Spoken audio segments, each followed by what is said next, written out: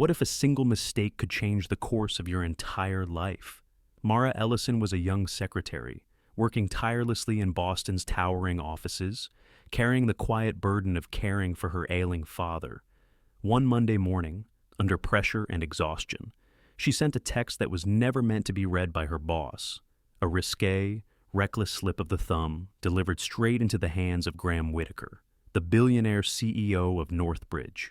But instead of destroying her career, that message set in motion a chain of events neither of them could escape, from boardroom battles to whispered scandals, from the frozen coast of Cape Ann to the quiet valleys of Vermont. Their lives became entangled in ways they never planned. Could love truly be born out of mistake and misunderstanding? Could a man who once worshipped power learn that family was his only real crown? And could a woman who had always carried life's weight alone finally find someone willing to share it? Tonight, we invite you to step into their journey.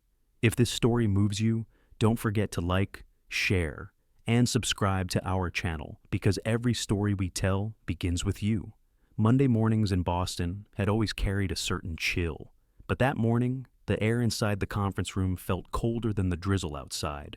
The long mahogany table gleamed under sterile LED lights, every chair filled with executives in dark suits. Their voices were clipped, their eyes sharp, all trained on a set of projections about budget cuts and restructuring. Mara Ellison sat at the end of the table, barely 6 weeks into her role as executive secretary. Her notepad rested neatly before her, pen aligned with the edge of the paper. She had checked the agenda 3 times before the meeting, printed extra copies, and arranged water bottles with military precision. Yet her palms still dampened, her pulse quickened. She could feel every stare reminding her she was the newest face in a room that did not forgive mistakes. The chair at the head of the table remained unoccupied until the heavy glass door opened. Graham Whitaker entered with the steady stride of a man who owned not only the building, but also the silence that followed him. At 44, he carried the reputation of building Northbridge Holdings into a national name, ruthless in negotiations, admired and feared in equal measure.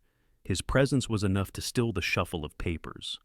Mara lowered her gaze to her notes, forcing her hand to remain steady. She was here to keep time, record minutes, and make sure nothing fell through the cracks. Still, her heart pounded as though she were about to present the budget herself. The meeting began. Numbers rolled off tongues. Charts appeared on the screen, and voices rose in disagreement over which benefits to trim. Phrases like non-essential coverage and staff reduction cut through the air like cold blades. Mara's stomach tightened as she typed. Each keystroke felt heavy with consequence. Her phone, face down beside her notebook, buzzed once. She shouldn't check. Not here, not now. But her nerves got the better of her. Shielding the screen behind a folder, she opened the message thread with her friend from college. Her thumbs moved quickly, a release valve for the frustration coiling inside her. If I hear one more man talk about people like they're numbers, I swear I'll scream. Honestly, if I had to pick between dating the CEO and living alone with 10 cats, the cats would win. She added a playful emoji, half laughing at herself, and pressed send. The moment her finger lifted, her blood turned cold. At the top of the screen, instead of her friend's name, glowed Graham Whitaker. The phone nearly slipped from her hand. A mistake so small, a tap on the wrong thread. But the message she had sent was impossible to take back. Northbridge's system disabled recalls, a measure to protect transparency. Her throat went dry. Seconds dragged. She waited for the buzz that would announce his reply. Instead, she forced herself to return her gaze to the screen at the front, though her vision blurred. She heard her name faintly, one of the vice presidents asking about the catering list. Her tongue stumbled. The wrong date slipped out. She corrected herself quickly, cheeks burning. The mistake echoed in the silence. She braced for a reprimand, but Graham's voice cut in, calm, even smooth. We'll confirm the final schedule by the end of the day. Move on. No sharp rebuke, no trace of irritation. He had steadied the room as if her stumble were nothing at all. When Mara dared to glance his way, he was already reviewing the next chart, his profile composed, unreadable, her heart thudded in confusion. Did he see the message? Did he care? The meeting pressed on, 2 hours stretched into eternity. By the time the executives filed out, Mara felt wrung dry. She gathered her notes with trembling hands, half expecting Graham to call her back, to demand an explanation. Instead, he approached her desk with the same measured steps, sliding a folder across the polished surface. His eyes, a cool shade of steel gray, rested on hers for just a moment longer than necessary. "The Cape Ann Lighthouse benefit is in 3 weeks," he said. "You'll coordinate logistics directly, vendors, permits, guest list, everything." Mara blinked. The benefit was one of the company's most public events, attended by donors, journalists, and city officials. For someone as new as her, the assignment felt less like responsibility and more like being handed the steering wheel of a speeding train. "Yes, sir," she managed, though her voice sounded thin to her own ears. He gave a single nod, nothing more, and walked away. By the time she returned to her small cubicle, the weight of his words settled fully. Her inbox chimed. An official email marked her as the lead coordinator for the Cape Ann event. The line of recipients included every senior manager. Mara leaned back in her chair, heart pounding. This was opportunity wrapped in risk. If she succeeded, she could finally shed the label of the new girl. If she failed, she would be remembered as the secretary who sent a foolish text and ruined a flagship event. The drizzle outside streaked the tall windows of the Boston office, blurring the skyline. Mara folded her arms around herself, unsure whether to laugh, cry, or pray. Somewhere above, in the top floor office, Graham Whitaker sat alone with his phone. The screen still glowed with Mara's misplaced words. He read them once, then again, lips pressing into something that might have been a smile, though no one was there to see. The benefit was only 3 weeks away, and he had just ensured that Mara Ellison would not be able to avoid him. The morning rush inside Northbridge headquarters had its own rhythm, one that Mara was still learning to survive. Elevators filled to capacity, security gates beeping with every badge swipe, the aroma of strong coffee mingling with the scent of wet coats. For Mara, each detail pressed down like another weight added to her shoulders. Her day began with a spilled latte. She had tried to balance her umbrella, phone, and tote bag while pushing through the revolving doors. The cup tilted just enough to splash across the leather. Warm liquid seeped through, leaving a stain that smelled faintly sweet. She whispered a curse under her breath, then hurried toward the elevator bank. Inside, bodies pressed close, the air heavy with cologne and damp wool. She shifted awkwardly, clutching her bag to keep the stain hidden. The elevator jolted to a stop on every floor, and by the time she reached the 24th, her patience had already frayed. The schedule offered no mercy, meetings stacked like dominoes, emails chiming in rapid succession, phone calls demanding instant answers. On her desk, the Cape Ann Lighthouse benefit binder grew thicker each day, stuffed with notes, contracts, and color-coded schedules. Yet amid the pressure, Mara found her rhythm. She compared vendors with meticulous care, favoring local suppliers who could deliver elegance without extravagance. Linen from a family-owned mill in Rhode Island, fresh seafood sourced directly from Cape Ann fishermen, musicians from a conservatory program in Boston. Each choice told a story, one that balanced cost with authenticity. She took quiet pride in those details. To her, they mattered. They spoke of respect for both the donors and the community the benefit was meant to serve. From the corner office, Graham noticed, he often passed through the open workspace without announcing himself, his gaze scanning the rows of cubicles. Mara felt it every time his shadow fell across her desk, though he rarely interrupted. He would glance at her notes, at the tabs she had marked in the binder, then move on without a word. That silence unnerved her more than reprimands ever could. By midweek, the first article appeared online. A financial blog hinted that Northbridge might be using the Cape Ann Gala, less as a fundraiser and more as a public relations stunt. The headline dripped with cynicism. charity or showcase questions. Surround Northbridge Lighthouse benefit. In the cafeteria, employees read the article on their phones, whispering in hushed tones. The air thickened with unease. Mara overheard fragments as she waited for her soup. Looks bad for Whitaker. He's bulletproof. But still. The public relations team moved into overdrive. Their office door remained shut, phones ringing endlessly inside. Draft statements were circulated, revised, and shredded. Tension spilled into the hallways like static. Mara kept her head down, but the words clung to her.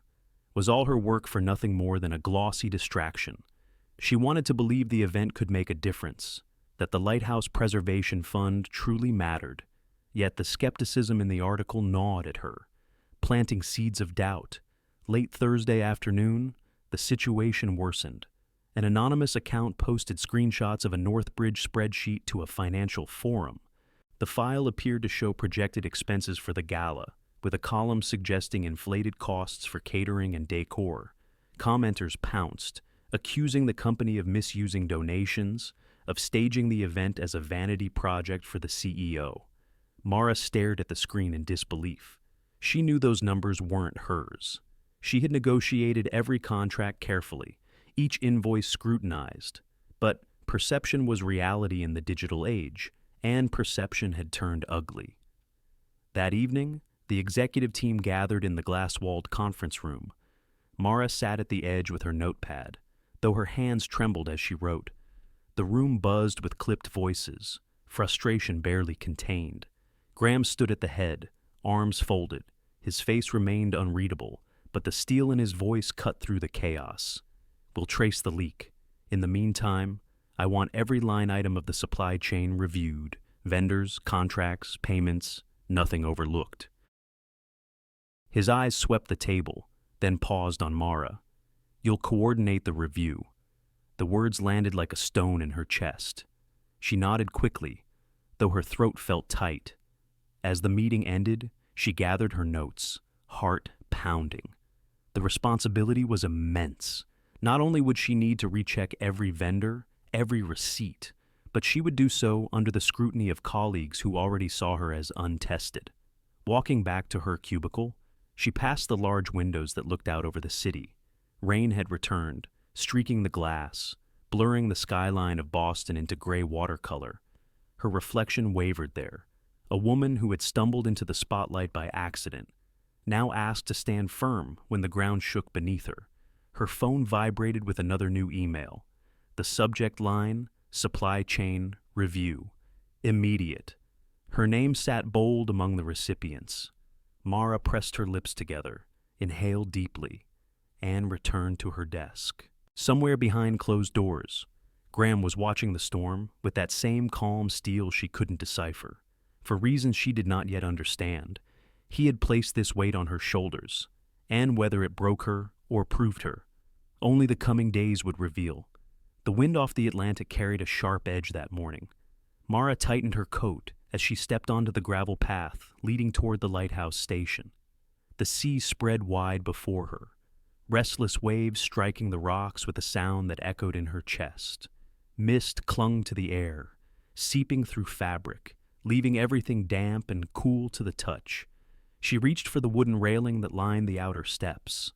The salt-worn grain felt rough beneath her palm, softened by decades of storms. For the first time since the Cape Ann benefit had landed on her shoulders, she felt the weight of the place itself. This wasn't just a venue. It was a fragment of history, weathered but still standing. Inside the keeper's house, the air smelled of old timber and brine. Dusty photographs hung on the walls, black and white portraits of sailors and families who had once lived in the station. Mara moved slowly from frame to frame, drawn by the faces staring back from another time. One picture stopped her. A group gathered on the rocks in the 1970s, smiling despite the wind whipping their hair. At the center, a young woman with Graham's same strong jawline and unmistakable eyes. Mara's breath caught. She leaned closer, tracing the outline with her gaze. A small brass plate below the photograph confirmed it. Whitaker family visit. 1974. So Graham's mother had once stood in this very room, long before corporate galas or board meetings. Mara felt a strange tug in her chest. For all his power and polished presence, Graham had roots here, threads woven into the salt air and battered wood. The tour continued. Volunteers from the Preservation Society explained where tents could be pitched, where catering equipment might be set up. Mara jotted notes, mapping the logistics in her head. Every detail mattered: the direction of the wind, the uneven ground, the narrow access road. She pictured the gala unfolding against the backdrop of the sea. Then her phone buzzed. A vendor had pulled out. The primary florist, the one who had promised local arrangements of hydrangea and beach rose, canceled due to a sudden bankruptcy filing. Mara's throat tightened. The event was less than 2 weeks away. Replacing them would be almost impossible. She excused herself, pacing outside in the biting wind, her breath visible. Panic clawed at her ribs. She had tried so hard to be thorough, to anticipate problems, yet this was beyond her control. A shadow crossed the gravel. Graham approached, coat collar turned up against the gusts. He held out a phone. Already spoke with 2 alternatives, he said evenly. Both can deliver. One owes me a favor. Mara blinked, stunned. So fast his gaze was steady, calm in the face of the storm inside her. You plan for the details. I plan for the surprises. Something in his tone, neither reproachful nor indulgent, steadied her. She drew a long breath, letting the salt air sting her lungs. Anne nodded. Thank you. The crisis passed, but another was already brewing. Later that evening, as she reviewed contracts from her apartment, her phone lit up again. A photo from Cape Ann had been posted online.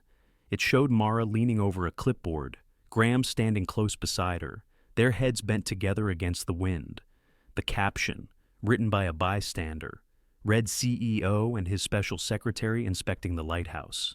Within hours, comments piled on, some mocked, some speculated. The phrase special secretary began to circulate with a sharp edge of insinuation. Mara's stomach churned as she scrolled. The words cut deeper than she wanted to admit. Every hour she had poured into spreadsheets, every careful choice she had made, it all risked being overshadowed by gossip. The next morning, the whispers had reached the office. She caught glances in the hallway, heard snippets half hidden behind hands. Her professionalism, the one thing she had guarded fiercely, was being chipped away.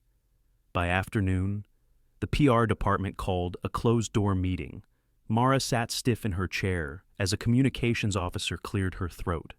Given the rumors, it may be best to assign a different coordinator for Cape Ann. To avoid distractions, the words landed like stones. All her late nights, all her meticulous planning, dismissed in a single suggestion. She clenched her hands beneath the table, nails pressing crescents into her palms. From across the room, Graham's expression gave nothing away. He simply listened, his eyes steady, his hands folded. Mara couldn't read whether he agreed or not. That uncertainty gnawed her more than the gossip itself. When the meeting ended, she walked back to her desk slowly, each step heavy. The binder still sat there, filled with her notes, her choices, her hopes for an event that could have meant something real. Now, it seemed to be slipping from her grasp. Outside, the mist rolled in again from the sea, swallowing the city skyline. Mara pressed her palm to the window glass. Cold against her skin, the project that had once felt like a chance to prove herself now stood on the edge of being taken away. The next decision would not be hers to make. The hum of the oil heater filled Mara's apartment, steady and low, like a tired heart that refused to quit. The space was small, only 2 rooms pressed close together, the paint on the window frames peeling from too many winters. On the table beside the heater lay a stack of envelopes. Some were unopened, stamped in red with reminders. At the top, a pharmacy receipt, folded neatly, as if tidiness could soften the number printed there. Mara sat across from her father, measuring liquid medicine with careful hands. The teaspoon trembled slightly as she guided it toward him. He smiled faintly, his once strong frame now thinned by illness. but his eyes carried the same gentle patience he had shown her since childhood. "You don't have to fuss." "Mara," he murmured. "Yes, I do," she replied softly, tucking the blanket tighter around his shoulders. The wool carried the faint scent of cedar from the closet. Her evenings followed a rhythm as familiar as the office schedules she kept. Stop by the corner market, where the clerk always recognized her and asked about her father. Pick out celery, carrots, and a small bundle of parsley. Carry the groceries up the narrow stairs, pausing halfway to catch her breath. In the kitchen, she chopped vegetables slowly, the knife tapping against the worn cutting board. The scent of onion filled the air, mingling with the faint salt that clung to her coat from her last visit to Cape Ann. She stirred the pot, watching broth swirl, then ladled a steaming bowl for her father. He ate quietly, thanking her with every spoonful. Mara sat nearby, notebook open, recording his pulse, his temperature, the times he took his medicine. The pages bore weeks of entries, steady lines of ink documenting decline and persistence side by side. For a few hours, the outside world receded. She was not the secretary under suspicion, not the name whispered in hallways. She was simply a daughter keeping her father warm, making sure he ate, holding her small household together with quiet determination. What she did not know was that elsewhere, wheels were turning on her behalf. Graham had noticed the insurance records buried in HR reports, the inconsistencies in coverage that left gaps too wide for comfort. Without a word to her, he had signed off on adjustments, ensuring her father's treatments would not be interrupted. It was filed under routine corrections, invisible to her eyes. Mara, unaware, continued to count dollars and measure teaspoons, believing every safety net depended only on her. At Northbridge, however, storms gathered, in a boardroom lined with glass. Directors murmured over the fallout of rumors. Some suggested removing Mara from the Cape Ann project entirely. Perception is liability. One remarked, better to replace her before the benefit. The decision crept toward her without her knowledge. She only sensed the chill in colleagues' smiles, the way conversations hushed when she passed. Then one evening, as she sorted mail at her small kitchen table, she opened a plain white envelope bearing the company's crest. The words inside were clinical, drafted by legal hands. For the good of the company, temporary reassignment will be considered to preserve institutional integrity. Mara read it twice, then folded it back carefully. The oil heater hummed louder in the silence. Her father looked up, concern flickering across his tired face. Something wrong. She forced a smile, smoothing the paper flat against the table. Nothing we can't handle. But inside, her pride twisted. She had worked for every inch of ground she stood on, and now it threatened to vanish beneath whispers she hadn't earned. She carried the letter into her small bedroom, sat on the edge of the bed, and let the weight press against her chest. To walk away now would be easier, safer. Yet the thought of abandoning Cape Ann after every note, every plan, every careful choice filled her with a deeper dread. Mara folded the letter once more and slipped it into her drawer.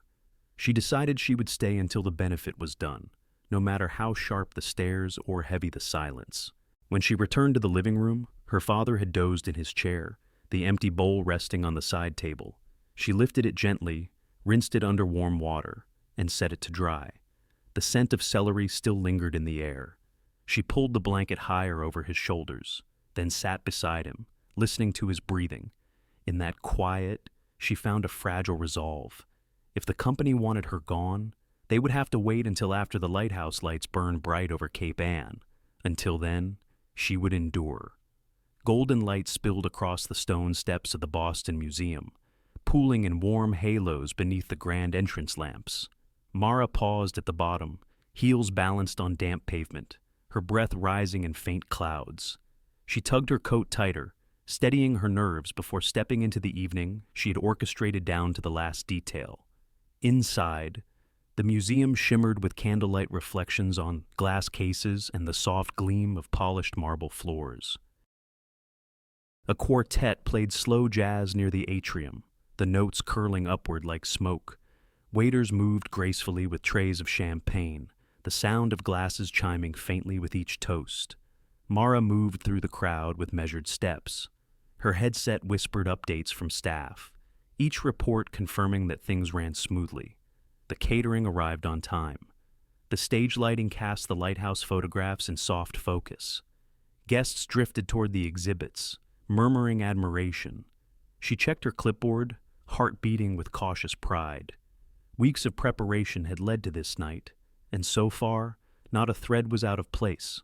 When the time for speeches arrived, she guided the chairman toward the podium. His words were brief, gracious, leading to a short film about Cape Anne's history. Mara held her breath as the final image, a beam of light cutting through storm fog, filled the screen.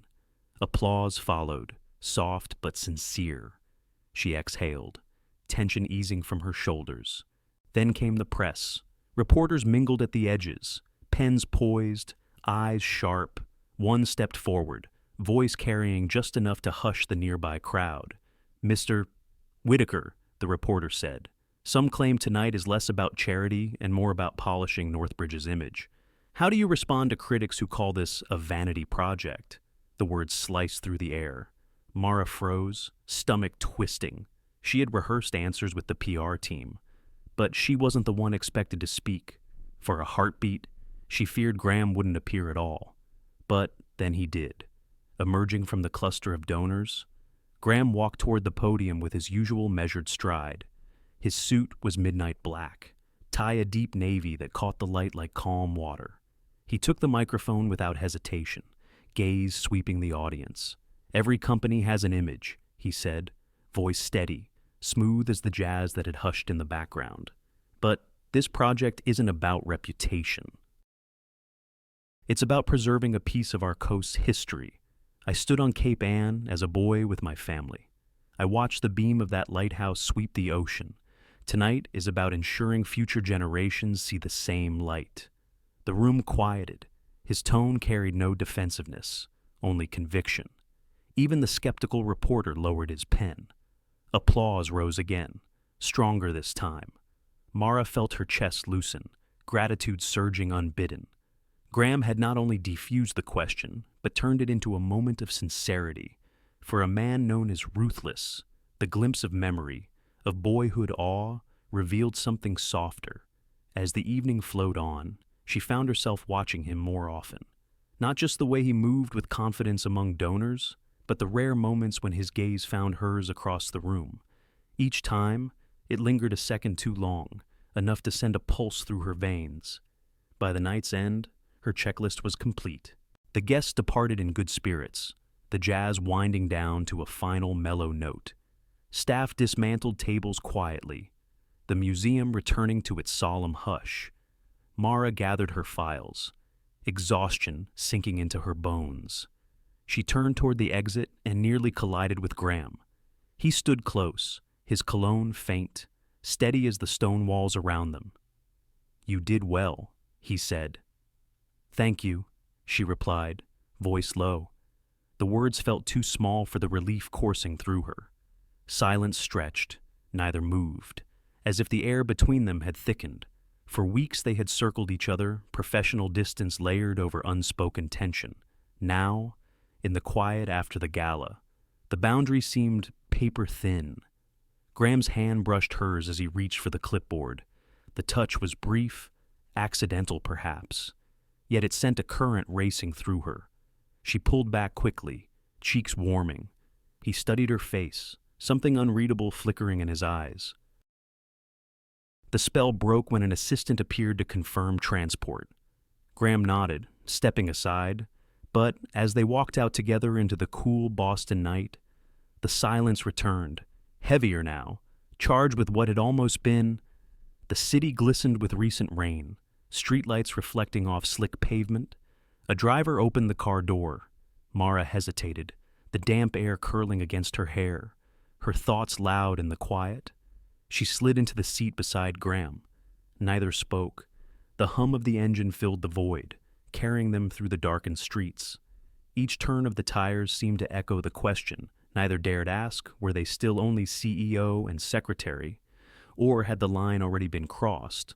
Fog hung low over the Charles River that morning, soft and heavy, as though the city itself wished to remain unseen. Mara stopped by the railing, her breath curling into the damp air.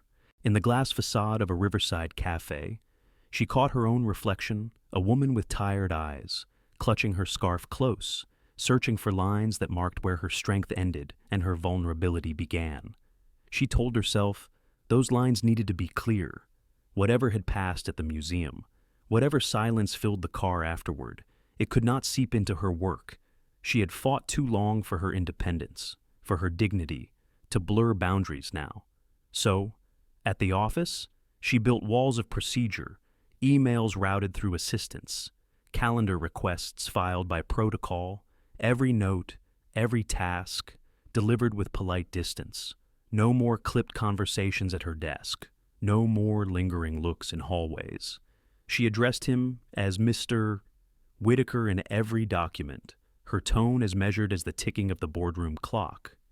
Graham, to her surprise, did not press. He accepted the boundaries with a calm that unsettled her more than confrontation would have. He reviewed reports without calling her in. He let intermediaries carry messages. Yet Mara sensed his presence still, quiet but steady, like the way the river's current moved beneath the fog. She learned later, in subtle ways, how he had carved out a kind of shelter for her, a reassigned project here, a redirected inquiry there. Colleagues who might have sharpened their whispers fell silent, not by accident. She understood his hand without ever seeing it. It both relieved and unnerved her. But even as she tried to hold firm, her body betrayed her. One night, sitting at the kitchen table with her father, asleep in the next room, she realized her cycle was late. She counted the days twice, then again, pressing her fingers into the edge of the notebook as if to steady herself. The numbers refused to change. Fear surged, hot and cold all at once. She thought of the whispers already swirling, the headlines that had questioned her role, the photograph that had framed her as something she wasn't. If suspicion became truth, if she carried something she couldn't explain, what then? At work the next morning, she moved through her tasks with mechanical precision. She typed minutes, answered calls, confirmed logistics, her face calm while her pulse raced beneath her blouse. She avoided the restroom mirror, unable to meet her own eyes. Every accidental glance at Graham's office door set her stomach twisting. She imagined what would happen if anyone discovered. The board would not hesitate. A secretary with a child, linked to the CEO, it would confirm every cruel word written online. That evening, she walked along the Charles again, the fog thicker now, swallowing the lamps until their glow seemed like faint moons adrift. She wore her wool gloves, the fingertips worn thin, and pressed them against the cold metal railing. She tried to breathe slowly, to steady herself, but her thoughts refused to still. She pictured her father, fragile in his chair, depending on her paycheck to keep the heater running and the medicine bottles full. She pictured herself standing alone in the HR office, stripped of position and dignity. And she pictured Graham, his face unreadable, carrying truths she wasn't ready to face. The fear was no longer abstract. It was no longer rumor or gossip. It was a reality she had to confront. That night, she lay awake in the narrow bed of her apartment, the heater rattling in the corner, shadows from streetlights stretching across the ceiling. Sleep refused to come. She turned the thought over and over until it hardened into resolve. In the morning, she would call, quietly, discreetly. An early appointment before the office day began. No one needed to know.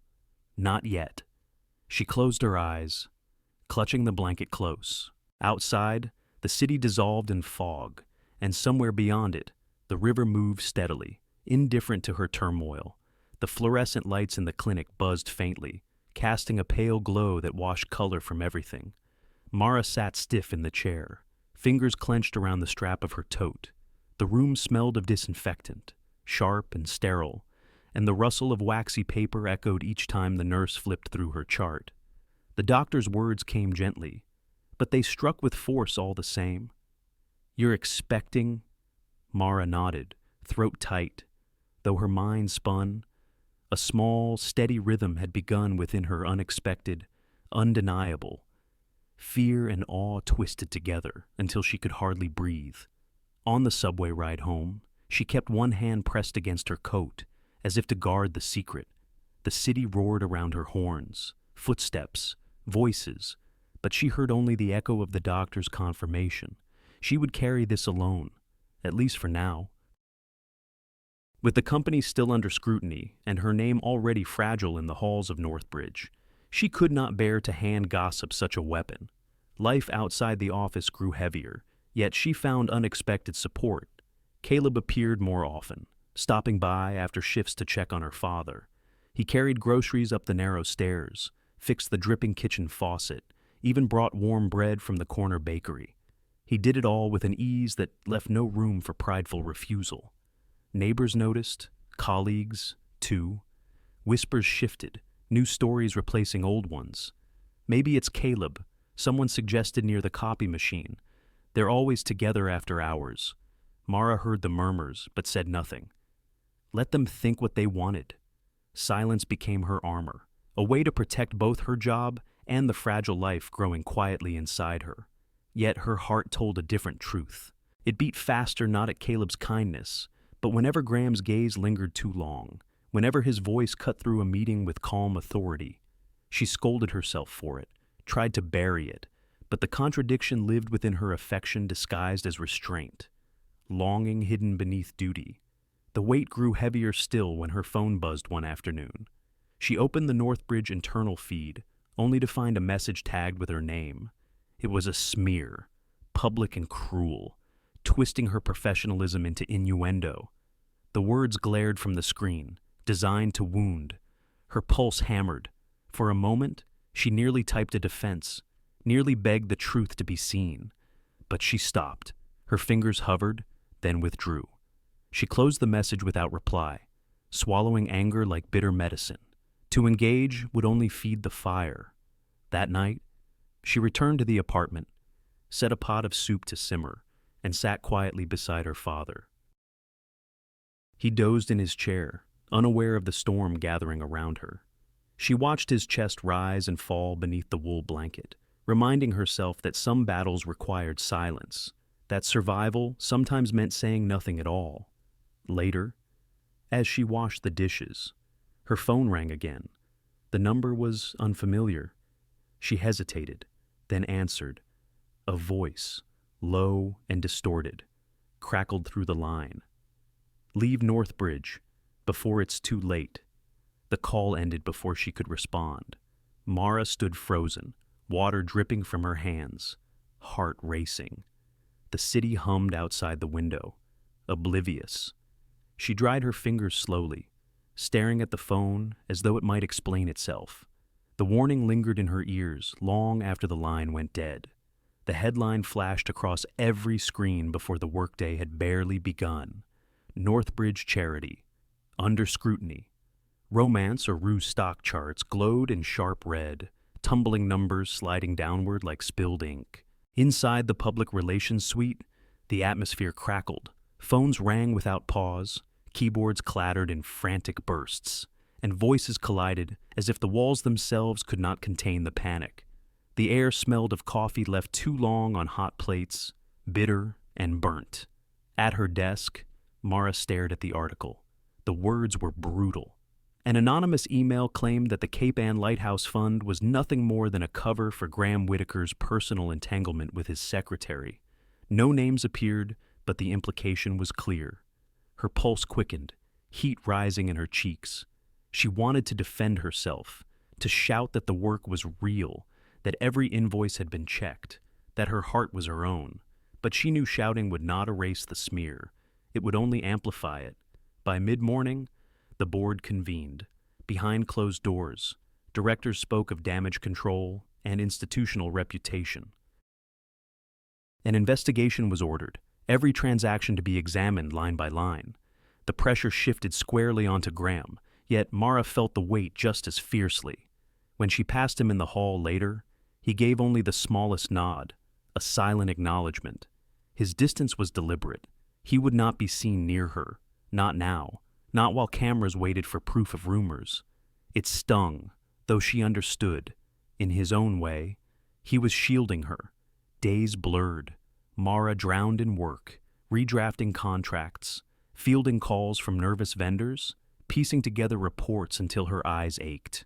At home, she still managed her father's medicine, still cooked broth, still recorded every pulse.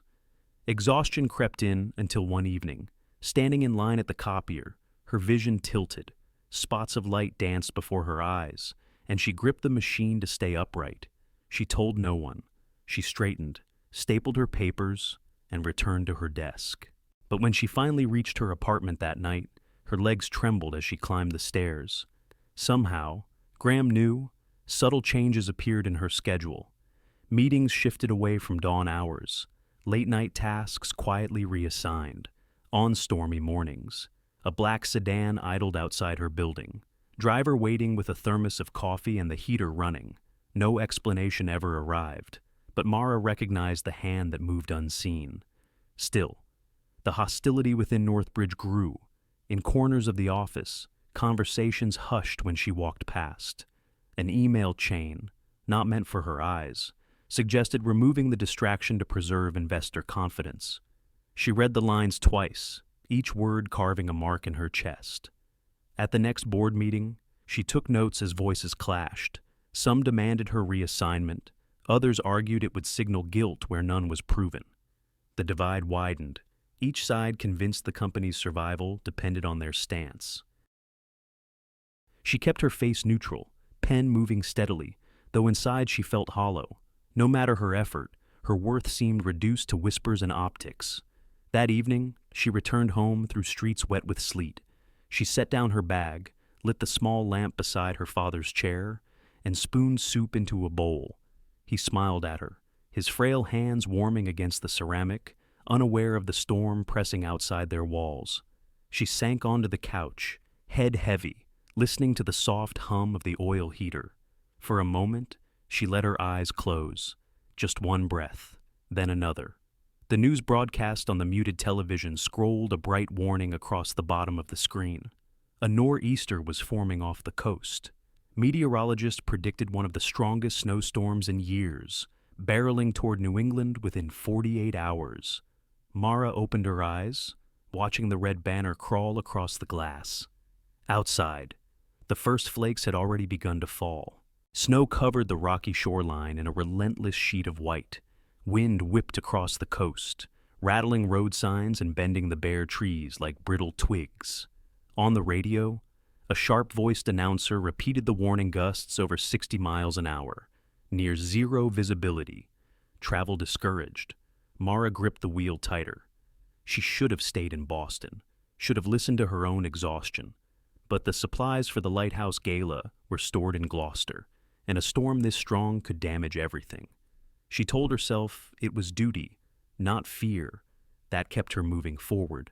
The wipers scraped across the windshield, barely clearing the snow. Headlights reflected back like dull halos. Her breath fogged the glass, despite the heater straining at full blast. Each mile felt heavier than the last. As she turned onto the narrow road leading to Cape Ann, the tires lost traction. The car fishtailed, sliding across a patch of black ice. Mara's heart slammed. She fought the wheel, but momentum carried her toward the shoulder. With a final jolt, the car skidded sideways, resting against a snowbank. For a moment, silence. Only her ragged breathing filled the cabin. She tried the ignition again, but the tires spun helplessly. Panic tightened in her chest. She checked her phone battery low, signal weak. A single bar flickered and vanished. The lighthouse loomed faintly through the blizzard, its beam sweeping in slow arcs across the sea. Gathering her bag, Mara forced the door open against the snow's weight. Wind tore at her coat, biting through the fabric. She trudged forward, boots sinking deep, until she reached the weathered door of the keeper's quarters. Inside, the air was icy, the stone walls soaked with damp. She pulled the door shut, pressing her back against it, listening to the gale howl outside. The room smelled of salt and old wood. shadows stretching long in the thin light from a single emergency lantern. She sank onto a bench, clutching her belly. A sharp cramp rippled through her. Too early, she thought, far too early. Sweat beaded on her forehead despite the cold. She whispered to herself, trying to calm the rush of fear. The phone screen glowed faintly when she pressed it awake. 10% battery. No service. Her hands trembled as she set it aside, wrapping her scarf tighter. She counted her breaths, one by one, fighting the shiver that racked her body. Miles away in Boston. Graham scanned the storm reports on his laptop. When Mara had not checked in, he dug through data most executives never touch: GPS logs from company vehicles, weather sensors along the coast. The pattern pointed toward Cape Ann, near the lighthouse. His chest tightened. Without hesitation, he grabbed his coat, signaling to the driver that he would take the wheel himself. Against protests, he set out into the blizzard. The road was treacherous, lined with stranded cars, headlights buried in snow. He pressed forward, each mile stretching longer than the last. At the lighthouse, Mara struggled to stay awake. The cramps returned, stronger. She tried to remember the doctor's advice, tried to steady her breathing. Outside, the beam of the lighthouse swung again and again, cutting across the night like a plea for help. Her eyelids drooped. She imagined her father's voice, steady and kind, reminding her that storms always pass. She whispered back into the silence, "Not yet. Please, not yet." Hours blurred. Then, faint through the roar of wind, came a sound. A horn, distant but real. She lifted her head, heart pounding. Was it a rescue vehicle or just her mind playing tricks? The sound faded. The emptiness roared back. She slumped against the wall, fighting tears. Another contraction gripped her, and she bit her lip hard enough to taste blood. The door burst open. A rush of frigid air swept in, followed by the solid weight of a man's arms around her. Graham's voice, rough with cold and fear, called her name. Warmth flooded her as he wrapped his coat over her shoulders, his body shielding hers from the wind. Her tears came then, hot and uncontrollable. She wanted to tell him everything: the fear, the secret, the child. But words caught in her throat. Outside, sirens grew louder. Flashing lights pierced the snow as rescue crews reached the lighthouse. Paramedics rushed in, carrying a stretcher. Instructions were shouted, medical bags unzipped. Graham stayed close, holding her hand as they lifted her onto the gurney. The beam of the lighthouse swept overhead, painting the ceiling with pale light. Mara's vision blurred. She caught fragments: the paramedics' reassuring tone, Graham's firm grip, the crackle of radios. Then, the darkness closed in, softer than sleep. The stretcher rolled across the wooden floor, wheels creaking against planks swollen by years of sea air. The storm raged outside, but inside, a fragile thread of hope held fast. And Mara, between the pull of fear and the warmth of safety, drifted into unconsciousness as the beacon turned its endless circle across the frozen sea. The hospital glowed white against the storm's fading shadow. Salt from the sea still clung to the air, mingling with the sharp tang of disinfectant. In a makeshift board office at the hospital, Caleb sat with his hands clasped. His knuckles were pale, his jaw tight. He had spent days holding back, but silence had turned into betrayal. Now, he needed to speak. When the door opened, Graham stood there, his expression unreadable. The storm had left lines of exhaustion etched across his face, but his eyes were steady. Caleb rose, the words already pressing at his throat. "It isn't mine," he said simply. "The child, it isn't mine." The silence that followed was thick, stretching taut between them. Graham did not flinch, but his shoulders stiffened. Caleb reached into his coat, pulled out a folder, and laid it on the desk. Hospital records, timelines, medical notes. "You don't need me to explain the math." He exhaled, rubbing a hand across the back of his neck. "She asked me to cover, to shield her. I agreed, because she was drowning under pressure that should never have been hers to carry. But I won't let the lie go on. Not when the truth matters more than my pride. Graham looked down at the folder, but did not touch it. His throat tightened. For weeks he had told himself, distance was protection, that silence was strength. He had wrapped himself in control, in the armor of a man who feared being abandoned again. But the truth lay before him now, fragile yet undeniable. "It's mine," he whispered, not as a question, but as an acknowledgement. Caleb nodded once, his voice gentler. "Yes, yours.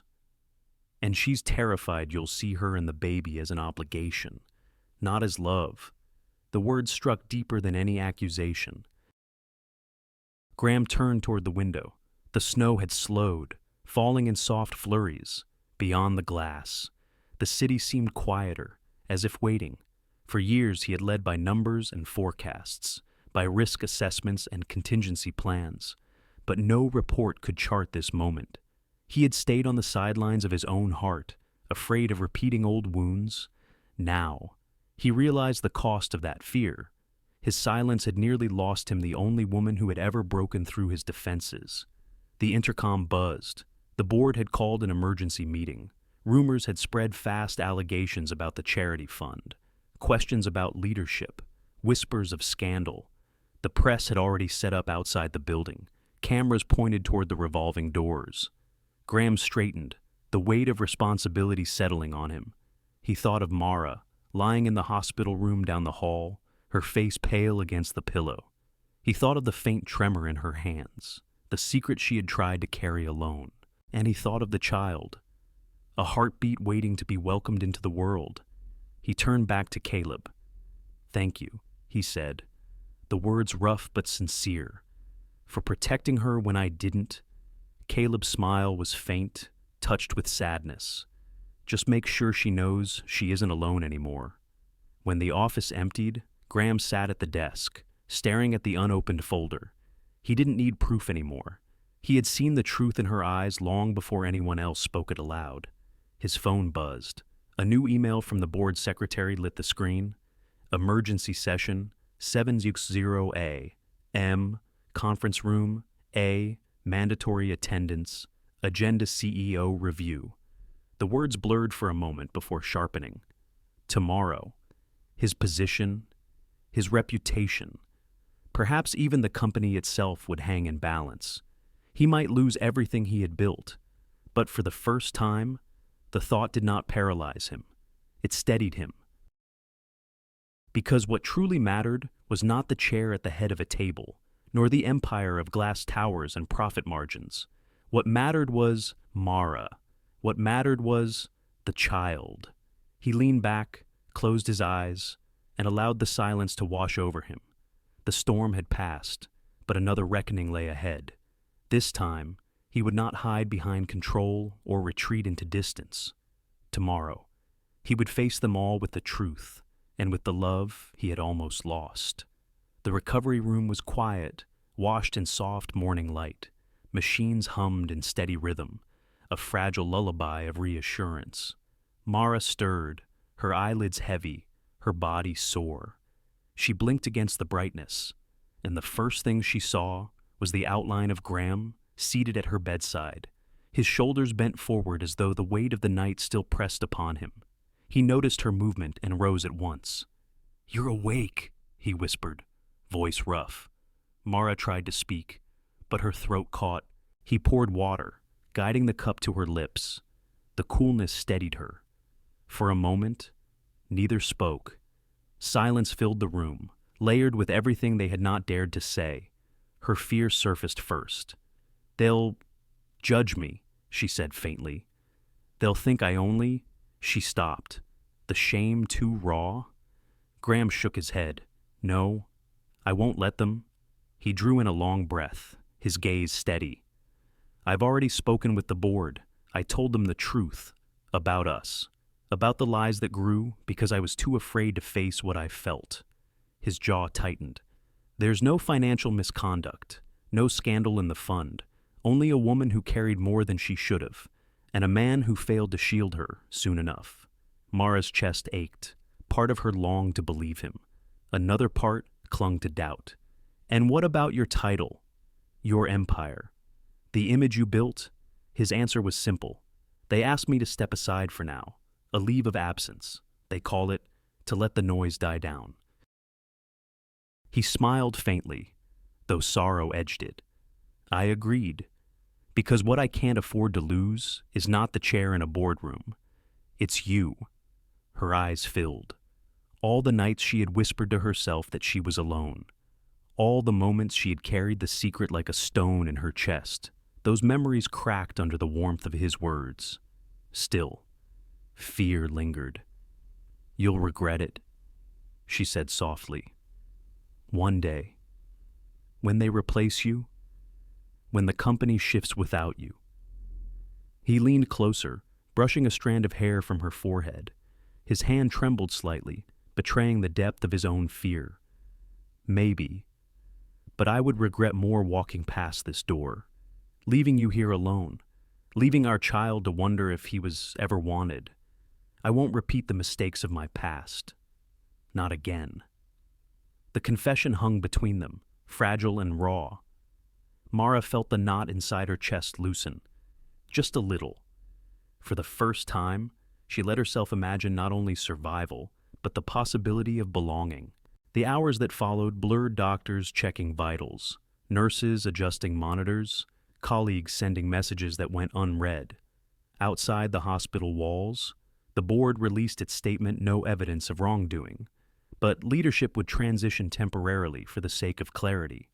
Reporters spun headlines, but for once, Mara did not read them. In the stillness of the room, Graham told her everything he had hidden. The childhood abandonment that had carved suspicion into his bones. The ambition that had become armor. The fear that loving her would mean losing her.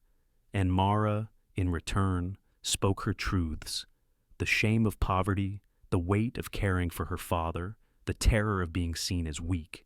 She admitted that silence had been her shield, even as it suffocated her. Each word did not erase the past, but it stitched a seam of trust where there had been only distance. As the day waned, a nurse wheeled in a bassinet. Inside, a small bundle stirred, releasing a faint, high cry. Mara's breath caught. Graham stood at her side, his hand firm around hers, as they looked down at their child together. The tiny fingers curled, grasping air. Mara reached out, trembling, and felt the warmth of new life against her skin. Tears blurred her vision. Graham leaned closer, his voice low. This is the only legacy that matters to me." Through the window, sunlight spilled across the bed, catching on the hospital glass, scattering into soft gold. The storm had broken, and in its wake lay a silence not of fear, but of promise. Mara held the child close, listening to the quiet breaths, the fragile heartbeat. She looked at Graham, really looked at him, and saw not the CEO who commanded rooms, but the man who had chosen her over power, who had stepped into the storm without hesitation. Her voice trembled, but it was steady enough. "Then, let's not hide anymore." He nodded, eyes shining, as if those words had lifted the last weight from his chest. Outside, the city pulsed with noise, but inside that small room, sunlight, steady beeping, and the soft cry of new life marked the beginning of something neither power nor scandal could touch. Vermont in early autumn glowed with red and gold. Maple leaves drifted lazily from tall trees, carpeting the path that led to a small wooden house. Smoke curled from the chimney, mingling with the crisp mountain air.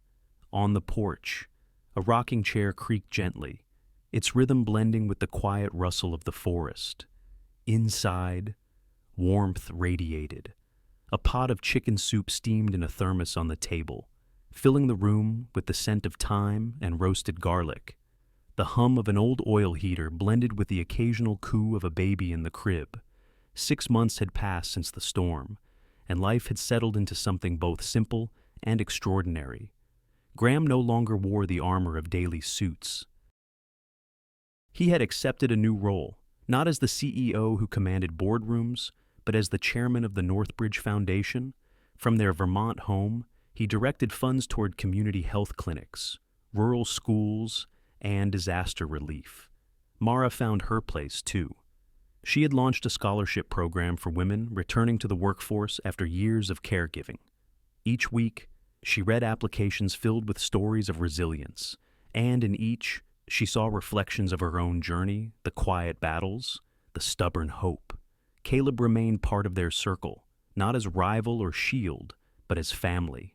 He often stopped by with groceries or jokes, carrying their daughter in his arms with ease. His presence filled the house with laughter, a reminder that friendship could grow stronger even after tangled truths. Mara's father had improved.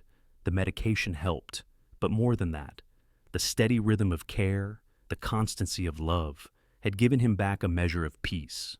He sat near the window now, a blanket across his knees, watching the trees sway. Daily life carried its own beauty. Diapers folded neatly in a basket, a rocking chair worn smooth from hours of soothing. Late nights when the heater hummed and the baby's cries tested their patience, only to dissolve into giggles at dawn. Weekend drives a few hours to Cape Ann, where the sea still roared against the rocks and the lighthouse beam cut faithfully through the dusk. On one such visit, Mara walked along the worn wooden railing of the keeper's house, her daughter bundled against her chest. She paused where the paint peeled, her fingers brushing the grain. In her pocket, she carried the old phone she had once considered throwing away. The message still lived there, the reckless, mistaken text that had started it all. A slip of the thumb, a laughable error, and yet the hinge upon which her life had turned. The lighthouse beam swept across the horizon, steady, enduring. Mara closed her eyes for a moment, listening to the wind. She thought of how far they had come from whispered rumors and boardroom battles to this quiet certainty. That night, back in Vermont, Graham sat at the table, his sleeves rolled up, sorting through papers from the foundation. Mara placed a bowl of soup beside him, their daughter babbling softly in the background. He looked up, smiling with a warmth that had once been rare but now came easily. "No crown, no empire," he said softly, glancing around their modest home, "but more than I ever dreamed." Mara touched his hand, her eyes reflecting the glow of the lamp. "We don't need a crown," she whispered. "We already have everything that matters."